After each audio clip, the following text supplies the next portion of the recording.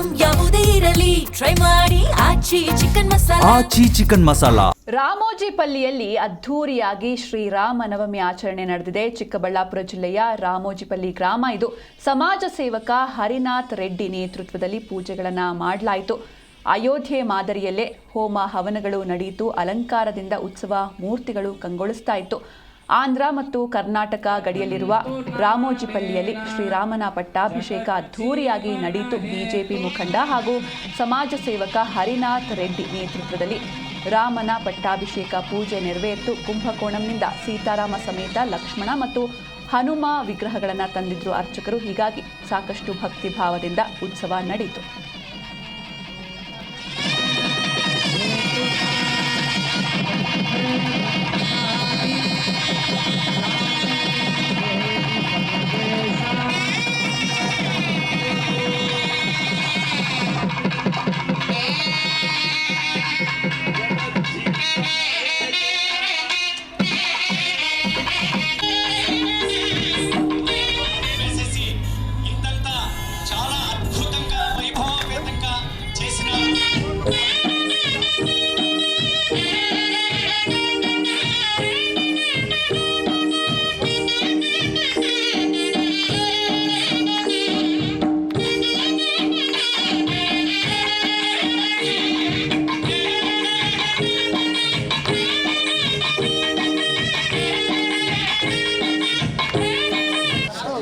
ಪ್ರತಿ ವರ್ಷದಂತೆ 15 ವರ್ಷದಿಂದ ನಾನು ನನ್ನ ಹುಟ್ಟೂರಾದ ಚಿಕ್ಕಬಳ್ಳಾಪುರ ಜಿಲ್ಲೆ ಚೇಳೂರು ತಾಲೂಕು ರಾಮೋಜಿಪಲ್ಲಿ ಗ್ರಾಮದಲ್ಲಿ ಪ್ರತಿ ವರ್ಷದಂತೆ ಶ್ರೀರಾಮ ಕಲ್ಯಾಣೋತ್ಸವ ಮಾಡ್ಕೊಂಡು ಬರ್ತಾ ಇದ್ವಿ.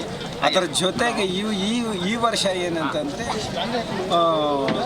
ಇದು ಶ್ರೀರಾಮ ಕಲ್ಯಾಣೋತ್ಸವ ಪ್ಲಸ್ ಇದರ ಜೊತೆಗೆ ಪಟ್ಟಾಭಿಷೇಕನೂ ಕಾರ್ಯಕ್ರಮವನ್ನು ಹಮ್ಮಿಕೊಂಡಿದ್ದೀವಿ.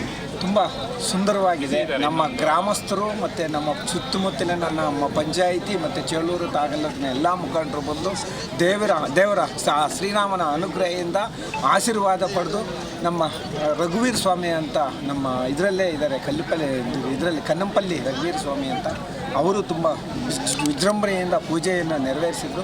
ತುಂಬ ಸಂತೋಷವಾಗಿದೆ. ಎಲ್ಲರಿಗೂ ಎಂದಿನಂತೆ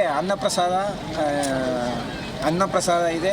ಮತ್ತು ಇವತ್ತಿನ ಸಾಯಂಕಾಲ ಅವ್ರದ್ದು ದೇವರ ಉತ್ಸವದ ಮೆರವಣಿಗೆ ಇದೆ.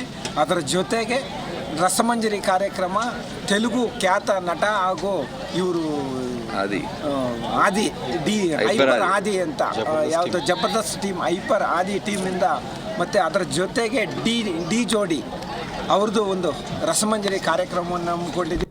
ರಾಮೋಜಿಪಲ್ಲಿ ಅಂತ ಒಂದು ಗ್ರಾಮದಲ್ಲಿ ಪ್ರಪ್ರಥಮ ಬಾರಿಗೆ ಶ್ರೀರಾಮನವಮಿ ಪ್ರಯುಕ್ತವಾಗಿ ವಿಶೇಷವಾಗಿ ನಮ್ಮ ಕುಂಭಕೋಣಂನಿಂದ ವಿಗ್ರಹಗಳೆಲ್ಲ ತರಿಸಿ ಶ್ರೀಯುತ ಶ್ರೀಮತಿ ಶ್ಯಾಮಲಾ ಮತ್ತು ಹರಿನಾಥ ರೆಡ್ಡಿಯವರ ಆಧ್ವರ್ಯದಲ್ಲಿ ನೇತೃತ್ವ ವಹಿಸಿಕೊಂಡು ಈ ಗ್ರಾಮದಲ್ಲಿ ಪ್ರಪ್ರಥಮ ಬಾರಿಗೆ ಕಲ್ಯಾಣೋತ್ಸವ ಮತ್ತು ಒಂದು ಪಟ್ಟಾಭಿಷೇಕವನ್ನು ಮಾಡಬೇಕು ಅಂತ ಸಂಕಲ್ಪವನ್ನು ಮಾಡಿಕೊಂಡಿದ್ದರು ಶ್ರೀಯುತ ಹರಿನಾಥ ರೆಡ್ಡಿಯವರು.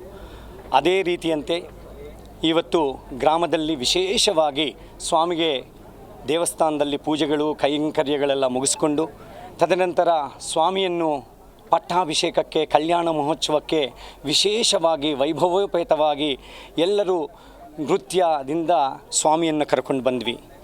ಪ್ರತಿ ಹಳ್ಳಿನಲ್ಲಿಯೂ ಇವತ್ತು ಹಬ್ಬ ಶ್ರೀರಾಮನವಮಿ ವಿಶೇಷವಾಗಿ ಮಾಡಿರ್ತಾರೆ. ಆದರೆ ಇಲ್ಲಿ ಮಾಡಿರುವಂಥ ವಿಶೇಷವಾಗಿರುವಂಥ ಈ ಕಾರ್ಯಕ್ರಮದಲ್ಲಿ ವೇದ, ನಾದ, ನೃತ್ಯ, ಗೀತ ಅಂತ 4 ಒಂದು ಕಾನ್ಸೆಪ್ಟಲ್ಲಿ ಮಾಡಿರುವಂಥ ಈ ಕಾರ್ಯಕ್ರಮ